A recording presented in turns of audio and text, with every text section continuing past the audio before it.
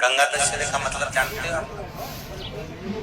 केवल गंगा जी का नाम ले लेने से, एक लोटा जल शंकर भगवान को आज समर्पित कर देने से, या गंगा जल का एक जरा सा छींटा शरीर पर पड़ जाने से 10 पापों से मुक्ति मिल जाती है। दशहरा का मतलब है 10 पाप से मुक्त हो। पहला पाप है किसी के घर का बिना पूछे कोई सामान उठाकर हमने भोग कर लिया हो, तो उस पाप से गंगा दशहरे के 10 पाप से मुक्ति दिलाता है गंगा दशहरा। दूसरा, किसी ब्राह्मण किसी गुरुजन को मुख से अपशब्द कह दिया हो, तो आज ही का दिन है जिस दिन पाप कर्म से मुक्ति मिल जाती है। तीसरा, किसी स्त्री को, किसी नारी को, किसी कन्या के प्रति, स्त्री के प्रति, नारी के प्रति अगर गलत सोच लिया हो या गलत कर्म हमने कर दिया हो, तो उस पाप से मुक्ति गंगा दशहरे का दिन दिला जाता है। चौथा,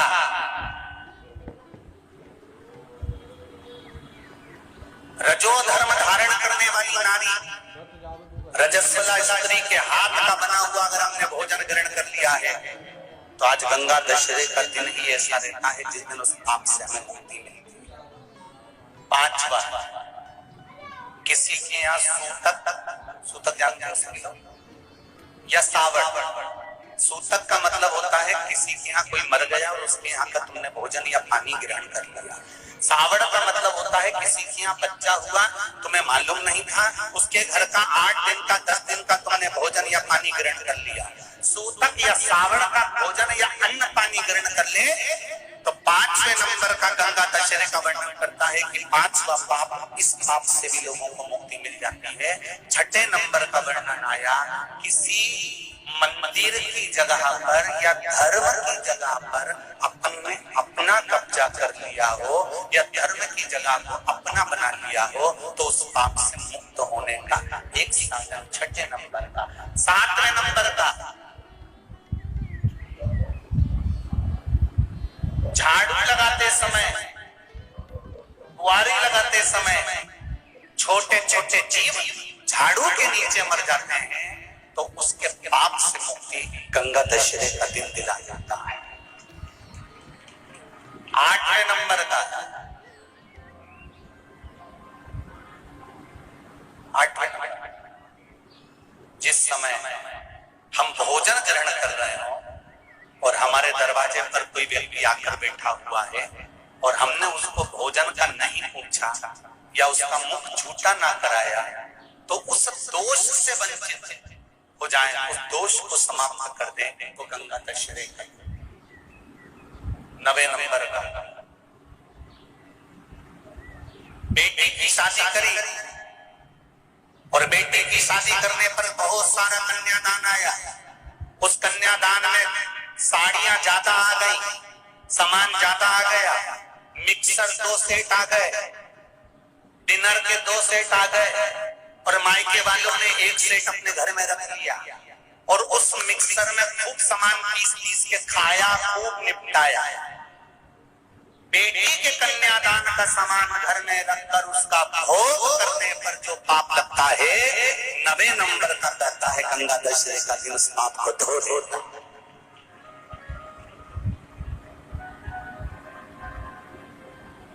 10वें नंबर का महाराज, यदि किसी तीर्थ में जाकर हमने कोई गलत काम करा होता है, तो गंगा दशहरे का ये आज का दिन हमारे पाप को वो धो देता है। ये गंगा दशहरे के 10 पाप को धोने के लिए मात्र एक दिन है गंगा दशहरे का दिन। आज के दिन जो शिव जी को जल चढ़ाता है, शंकर भगवान कहते हैं भले उसने उसमें गंगा जल डाला नहीं डाला, पर मेरे ऊपर जब जल चढ़ाता है, शिव जी कह देते हैं आज के चढ़े हुए जल को मैं गंगा जल बना देता हूं। आज गंगा दशहरे का खूब भजन करो, दान करो, सत्कर्म करो, नाम जाप करो, नाम स्मरण करो। और शिव मंदिर में चढ़े हुए जल का थोड़ा सा सिंचन जरूर करो। कुछ तिथियां होती हैं, जिन तिथियों में अगर आप रोज गंगा का जल शंकर को नहीं चढ़ा सकते तो शिव महापुराण कथा कहती है, स्कंद पुराण कहती है, विष्णु पुराण कहती है, गर्ग संहिता कहती है, गीता पुरुष गोरखपुर का कल्याण का गंगा अंक कहता है कि कुछ तिथियां भारत की भूमि पर ऐसी वर्णित है जिन तिथियों में भी गंगा का जल हम शिव को अगर एक बूंद भी समर्पित कर रहे हैं, गंगा का जल मात्र एक आधी चम्मच भी, आचमन जितना भी अगर हम शिव को समर्पित कर रहे हैं तो उसका सुख आनंदित है। जैसे पंचमी तिथि, नवमी तिथि, दशमी तिथि, एकादशी, प्रदोष, पूर्णिमा, अमावस्या, ये तिथियां हमारे यहाँ जो दी गई हैं, इन तिथियों में अगर हम गंगा का मात्र थोड़ा सा जल भी अगर जल के पात्र में डालकर गंगा जी का जल थोड़ा सा भी शिव के पास लेकर जा रहे हैं तो ये एक भाव अपने भीतर होना चाहिए कि आप केवल गंगा का जल साधारण शिव मंदिर में समर्पित नहीं कर रहे हो, आप गंगा का जल भले अपने घर से लेकर जा रहे हो और थोड़ा सा भी जल ले जाकर अगर शिव को समर्पित कर रहे हो तो तुम्हारे भीतर यह भाव होना चाहिए कि मैं गंगोत्री से जल भरकर सीधे रामेश्वर में ले जाकर गंगा के जल को समर्पित कर रही हूं। श्रावण के महीने में या अन्य महीने में आप शिव को समर्पित कर रहे हैं, यह आपके भीतर एक भाव उत्पन्न होना। एक बार गंगा में अगर डुबकी लगा ली है हृदय से, मन से, एक बार अगर गंगा में डुबकी लगा ली है मन से, हृदय से, चित्त से, तो कहते हैं जब तक व्यक्ति के प्राण छूटते हैं तब तक वो गंगा का जल उसके शरीर से लगा ही रहता है, वो अंतिम बिंदु तक लगा रहता है। मरने के बाद घर के लोग लोटा में भर के ले जाएं, खास खास अस्थियों को, कोई पूरी तो अस्थि ले ही नहीं जा सकती, इतनी सारी कौन ले जाए, तो वो अम्मा के दांत, उंगली, एक आध खोपड़िया, ऐसी 4, 6, 8 अस्थियां ढूंढ के झोली में भर के फिर लेके जाए गंगा। उससे अच्छा है पूरी अस्थि ले जाओ, पूरी ये शरीर संपूर्ण जीते जी गंगा का स्नान हो जाए।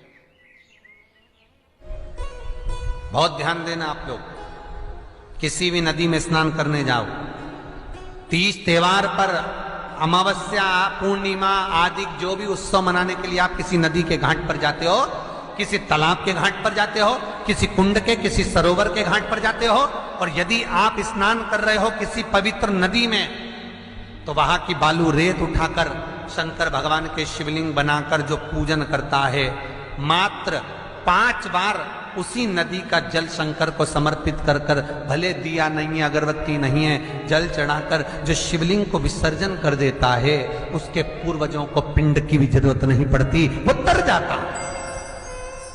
उसके पूर्वजों को पिंड भाग की भी जरूरत नहीं पड़ती, उसकी तृप्ति स्वतः ही हो जाती है। यमुना, सरयू, छिपरा, मंदाकिनी, नर्मदा, जितनी पवित्र नदी होती है, इन नदियों में आप लोग एक बहुत बड़ी गलती करते हो कि दोने में दिया लेते हो और दोने में दिया लेकर उसको रखकर और आप नदी में दिया जलाकर बहा देते हो। शिव महापुराण की कथा इसकी महत्वता नहीं कहती। शिव पुराण कहती है गंगा माँ है, नर्मदा माँ है, छिपरा माँ है, सरयू माँ है। तुम्हारी सास कहीं बैठी हो, एक काम करना, जैसे तुम गंगा जी में दिया रख देती हो पानी में, सरयू जी में दिया रख देती हो पानी में, उसी तरह सास के सिर पे दिया जला के धर दो। बोलो, धर सकते हो? जब धीरे धीरे दिए में आग लगेगी, दिया जलते जलते दोने में आग लगेगी, दोना जलेगा और तुम्हारी सास का फिर सिर जलना प्रारंभ होगा। अच्छा लगेगा? नहीं। गंगा में दिया छोड़ा, दिया जलते जलते हवा में दोना जला, दोना जला तो वो गंगा का जल में चोट पहुंची। गंगा कहती है तो पुण्य कमाने आई थी और मुझे आग लगा के जा रही है।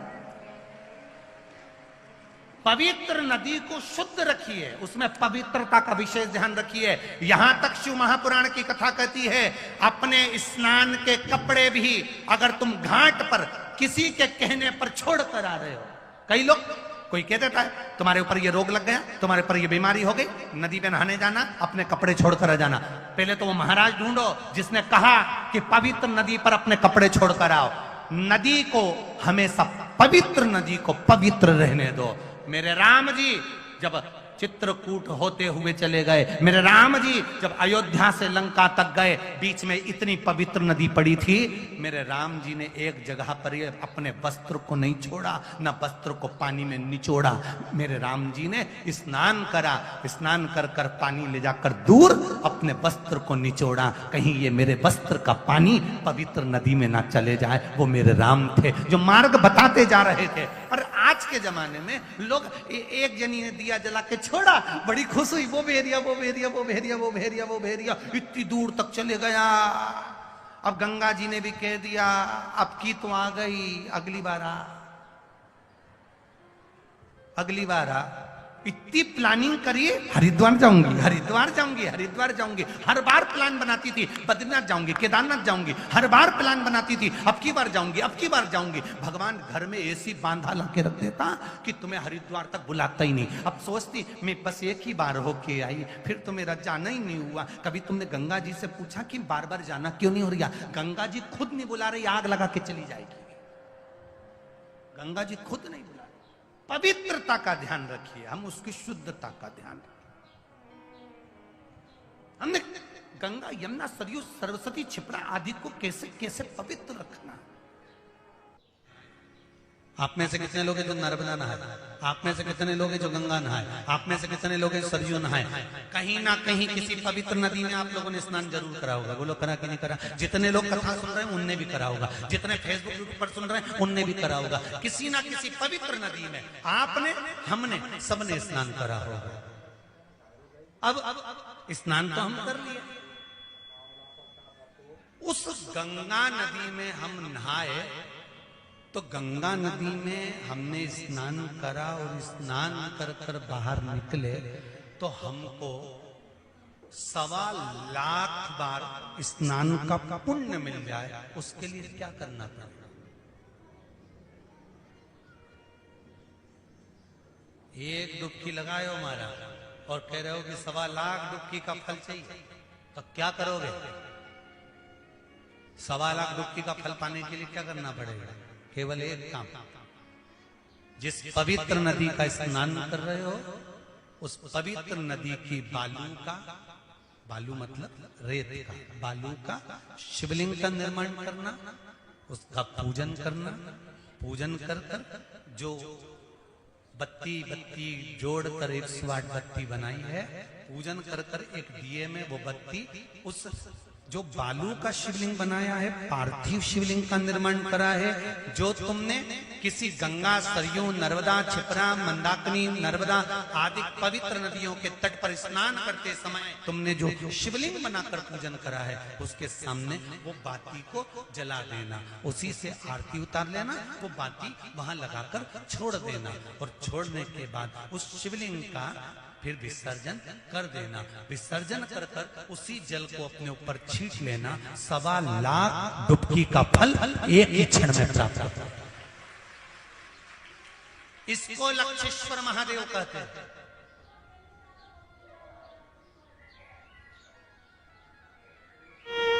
दो जगह पर धान जानते हो? चावल, जौ, चावल, धान माना गया। ध्यान दीजिए, एक किसी नदी के तट पर, पवित्र नदी जो भी हो, गंगा, यमुना, सरयू, सरस्वती, इस नदी के घाट पर थोड़ा सा भी चावल का 8 दाना भी, 10 दाना भी, एक चुटकी चावल भी अगर हम पटक देते हैं, दान दे देते हैं, घाट पर रख देते हैं, तो कहते हैं वो दान कभी छिन्न नहीं, कभी समाप्त नहीं होता। एक घाट का दान, दूसरा तीर्थ का दान। तीर्थ से मतलब है किसी पुरी में, मोक्षपुरी में आप पहुंचे हैं, अयोध्या, कांची, अवंतिका, मथुरा आदि कादि जिस पुरी में हम पहुंचे हैं, उस पुरी में आपने अगर अन्न का एक दाना भी दान दिया है तो वो महाराज छिन्न नहीं होता, वो भी अजर और अमर, उसकी भी अमर, उससे नष्टता नहीं।